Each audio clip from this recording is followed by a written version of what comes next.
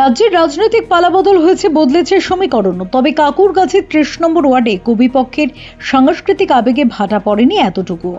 সেই ধারাবাহিকতা বজায় রেখেই কাকুরগাছি মোড় সংলগ্ন এলাকায় আয়োজিত হলো রবীন্দ্র নজরুল সন্ধ্যা। অনুষ্ঠানের উদ্যোক্তা ছিলেন ৩০ নম্বর ওয়ার্ডের তৃণমূল কংগ্রেসের পুরো প্রতিনিধি পাপিয়া ঘোষ বিশ্বাস। বুধবার সন্ধ্যায় স্থানীয় মানুষের ভিড়ে জমে ওঠে গোটা অনুষ্ঠান। রবীন্দ্রনাথ ঠাকুর এবং কাজী নজরুল ইসলামের গান, আবৃত্তি এবং বিভিন্ন সাংস্কৃতিক পরিবেশনায় মুখরিত হয়ে ওঠে এলাকা। ছোট থেকে বড় সব বয়সের মানুষের উপস্থিতি অনুষ্ঠানকে অন্য মাত্রা দেয়। রাজ্যে গেরুয়া ঝড়ের রাজনৈতিক আবহের মধ্যেও একইভাবে সাংস্কৃতিক চর্চার ধারা বজায় রেখেছেন পাপিয়া ঘোষ বিশ্বাস। স্থানীয়দের একাংশের মতে রাজনৈতিক পরিস্থিতি যাই হোক না কেন, এলাকার মানুষের সঙ্গে তার দীর্ঘদিনের সম্পর্ক এই অনুষ্ঠানের আসল ভিত্তি।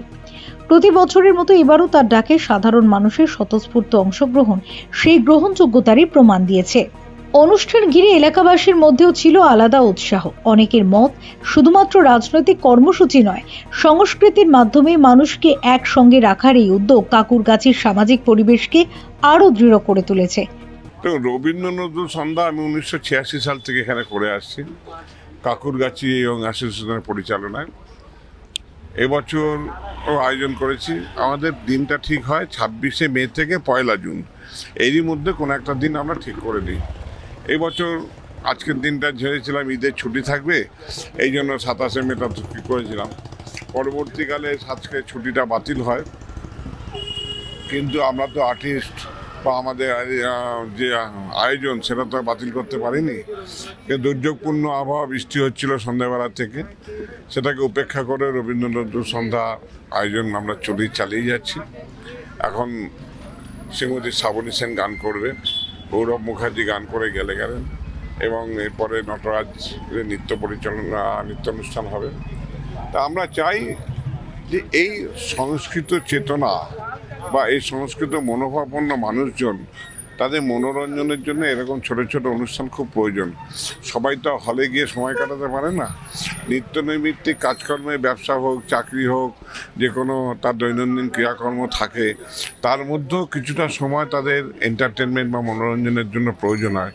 নাহলে একঘেয়েমি জীবনযাত্রায় মানুষের পক্ষে খুব ক্ষতিকারক হয়ে যায়।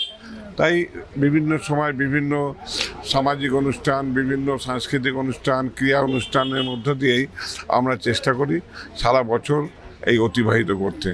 এবং রাজনীতির জগতে মানুষ, কিছু তো রাজনীতি থাকবে, জল আলো রাস্তা থাকবে, তার মধ্যেও সামাজিক সচেতনতা যেটা দরকার, সেটা আমার মনে হয় আমরা আমাদের কাকুরগাছি অঞ্চলে 30 নম্বর ওয়ার্ডে আমরা করার চেষ্টা করে থাকি সবসময়। সবাইকে আন্তরিকভাবে অভিনন্দন জানাই। এবং কারণ মেয়র পরিষদের সদস্য স্বপন সমাদ্দার, যখন উনি মেয়র পরিষদের সদস্য ছিল না, যখন উনি রাজনীতির সাথেও ছিল না, তখন আমাদের এই অনুষ্ঠানটা সূচনা হয়। পরে তিনি এই অনুষ্ঠানটাকে উত্তর আরও বৃদ্ধি পেয়েছে। এবং আমি যখন পৌর প্রতিনিধি হিসাবে আসি, স্বপনদার হাত ধরেই এবং এলাকার মানুষকে সঙ্গে নিয়ে আমাদের এই অনুষ্ঠান শুরু হয়। আজকের দিনে একটা কথাই বলবো, যেভাবে পাশ্চাত্য শিক্ষা আমাদের সমাজকে গ্রাস করছে, বা আমাদের সমাজে আমাদের ছেলেমেয়েরা, আমাদের পরবর্তী প্রজন্ম আমাদের বাংলা শিক্ষা সংস্কৃতিকে ভুলে যাচ্ছে, এই ছোট ছোট অনুষ্ঠানগুলোর মাধ্যমে আমরা তাদের মধ্যে রবীন্দ্রনাথের যে ভাবনা, নজরুলের যে ভাবনা, সেগুলো ছড়িয়ে যেতে চাই। এবং আগামী দিনে তারাই আমাদের বাংলার সংস্কৃতিকে রক্ষা করবে এবং বাংলার সংস্কৃতিকে বয়ে নিয়ে যাবে। এই ধারণা থেকে আমরা এই অনুষ্ঠানগুলো সবাই মিলে একসাথে করতে চাই। Bureau report, channel 10।